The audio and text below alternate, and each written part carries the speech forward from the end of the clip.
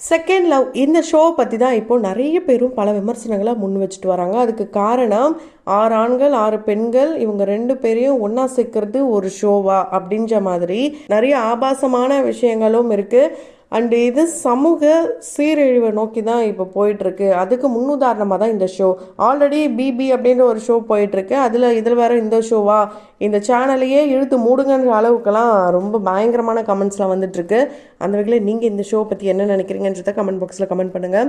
So இந்த ஷோவில் வர பிரியங்காவை பற்றி இப்போ நிறைய பேர் இப்படிப்பட்ட ஒரு பொண்ணா அப்படின்ற மாதிரி பாசிட்டிவான விதத்தில் பார்த்துட்டு வராங்க. அதுக்கான காரணம் என்ன, அவங்களுடைய பேக் ஸ்டோரி அண்ட் அவங்க எப்படி இந்த இண்டஸ்ட்ரிக்கு வந்தாங்க, அவங்க லவ் பிரேக்கப், இது எல்லாத்தையும் தான் இந்த வீடியோவில் பார்க்க போகிறோம். தொடர்ந்து வீடியோ பாருங்கள். அதுக்கு முன்னாடி நம்ம சேனலை சப்ஸ்கிரைப் பண்ணாதவங்க மறக்காமல் சப்ஸ்கிரைப் பண்ணிவிடுங்க. பக்கத்தில் இருக்க பெல் ஐக்கானையும் மறக்காமல் ப்ரெஸ் பண்ணிவிடுங்க. பிரியங்காவுடைய real name Sai Priyanka Ruth. இவங்கள ஆல்ரெடி நம்ம சின்ன திரையிலையும் பார்த்துருக்கோம், வெள்ளி திரையிலையும் பார்த்துருக்கோம். அண்ட் இவங்க ஒரு நடன புயல் அப்படின்னே சொல்லலாம். டான்ஸே தெரியாமல் வந்து இப்போ ஒரு டான்ஸராகவே ஆயிட்டாங்க. சின்ன வயசுலேருந்து டான்ஸ் ஆட பிடிக்கும். இவங்க ஒரு கோவை பொண்ணு, 1991 பிறந்திருக்காங்க. இவங்க தன்னுடைய வாழ்க்கையே அவங்களுடைய சிஸ்டர்ஸ்க்காகவே அர்ப்பணிச்சிட்டாங்கன்னே சொல்லலாம். வெல் செட்டில்டு ஃபேமிலி தான். இதே ஒரே காரணத்தை வச்சு தான் இவங்களுக்கு பிரேக்கப் நடந்தது அப்படின்ற விஷயம் கூட சொல்லியிருக்காங்க. 75 தையல் கூட இவங்க கையில் போட்டிருக்காங்களாம். இதில் என்ன அப்படின்றது தான் தொடர்ந்து வீடியோவில் பார்க்க போகிறோம்.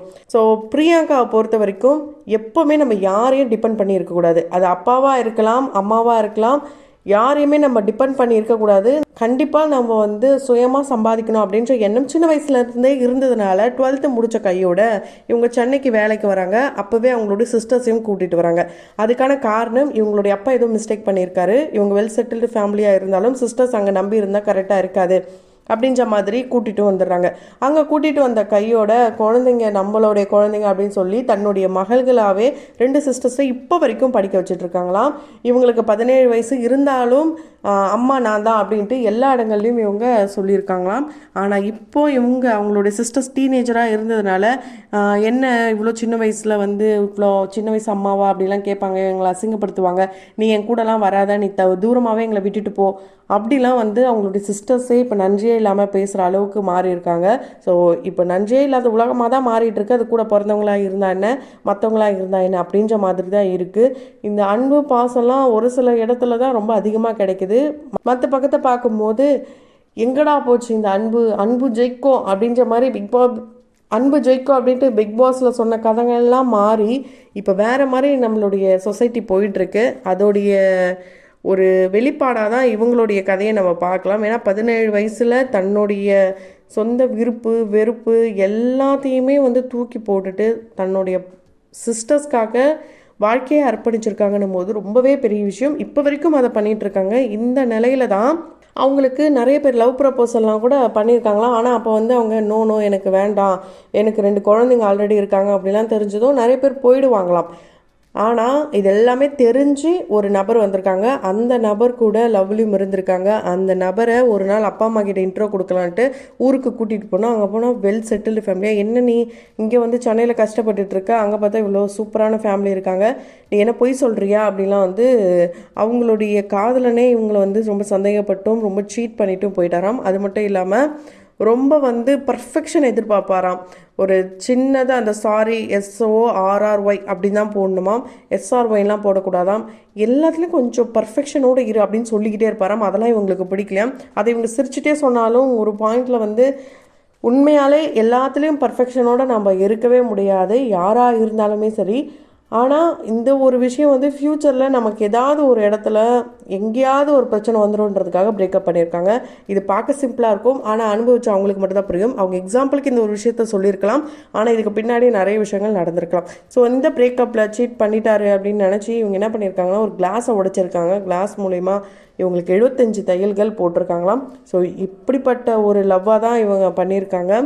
அண்ட் இவங்களுக்கு காஸ்மெட்டிக்ஸ்லாம் ரொம்ப பிடிக்குமா, அது ரிலேட்டடாக இப்போ நிறைய வீடியோஸ்லாம் போட்டாலுமே அது ரிலேட்டடாக தான் இவங்களுக்கு வேலையும் கிடச்சிருக்கு. யூடியூப்பும் இவங்க சம்பாதிக்கிறாங்க.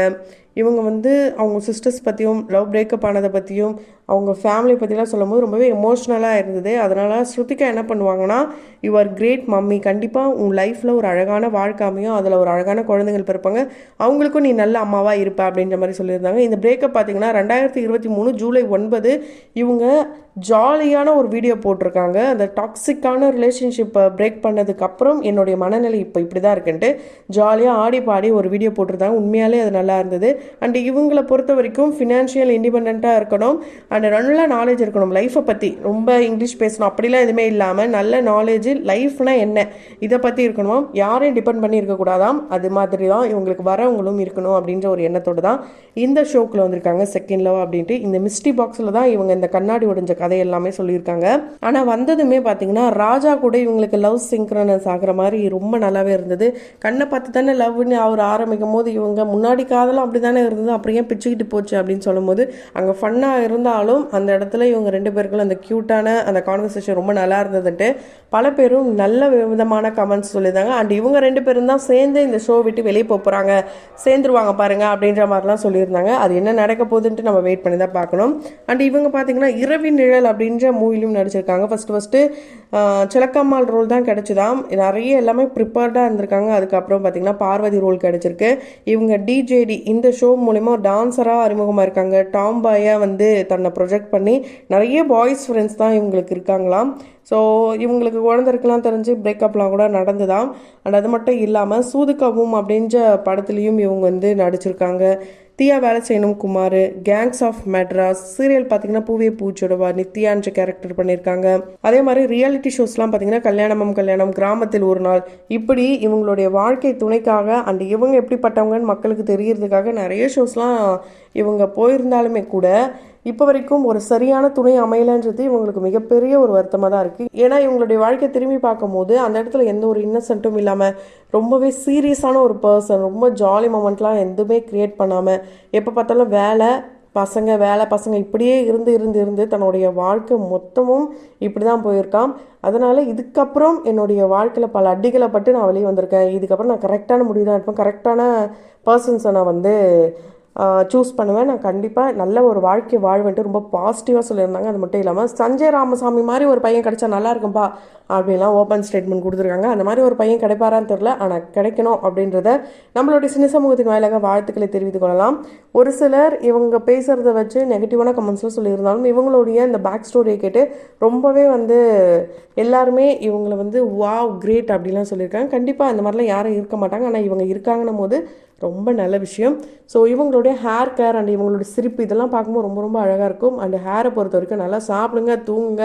ஸ்கின்னுக்கும் அதுதான், எல்லாருமே கரெக்ட் டைமுக்கு சாப்பிடுங்க, கரெக்ட் டைமுக்கு தூங்குங்க, ரிலாக்ஸ்டாக இருங்க, யாரை பற்றி யோசிக்காதீங்க. உங்களுடைய ஹெல்த்தை நீங்கள் பார்த்துக்கோங்க, உங்களுடைய மென்டல் ஹெல்த் ரொம்ப ரொம்ப முக்கியம். இது போல் நிறைய அட்வைஸும் இவங்க கொடுத்துருக்காங்க. உண்மையாலே ரொம்ப ஒரு பாசிட்டிவான பர்சன் தான். பல அடிகள் பட்டு மேலே வந்திருக்காங்கன்னும் போது வெல் செட்டில்டு அப்படிலாம் சொன்னாலும் இப்போ இவங்க சொந்த முயற்சியில் தான் மேலே வந்திருக்காங்க. அப்போ இவங்க ஃபேமிலியெலாம் வேணாம் தூக்கி போட்டாங்க. ஆனால் இப்போ அவங்க ஃபேமிலியே கடந்த சில வருடங்களாக இவங்க வேணும் அப்படின்ட்டு இவங்க கிட்ட வராங்களாம். கண்டிப்பாக வந்து இவங்க நினச்ச மாதிரி இவங்களுக்கு ஒரு நல்ல வாழ்க்கை துணை கிடைப்பாங்க அப்படின்றத எதிர்பார்க்கலாம். அந்த வகையில் இவங்களுக்கு நீங்கள் என்ன சொல்லணும்னு நினைக்கிறீங்களோ அதை கமெண்ட் பாக்ஸில் கமெண்ட் பண்ணுங்கள். தொடர்ந்து வீடியோஸ்லாம் பார்க்கணும்னு நினச்சிங்கன்னா உடனே சேனலை சப்ஸ்கிரைப் பண்ணிவிட்டு பக்கத்தில் இருக்க பெல் ஐக்கானையும் மறக்காமல் ப்ரெஸ் பண்ணிவிடுங்க.